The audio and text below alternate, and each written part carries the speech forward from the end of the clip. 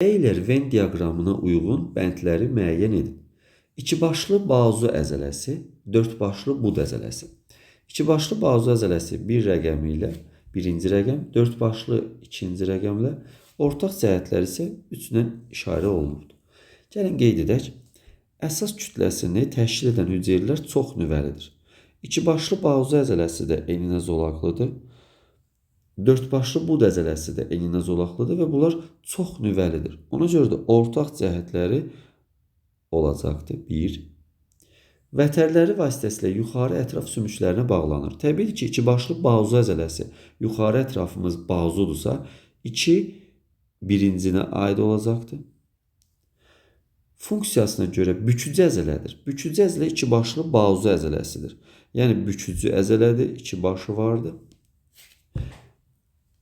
Vətərlər vasitəsilə aşağı ətraf sümüklərinə bağlanır. Aşağı ətraf bud əzələsində olacaqdır.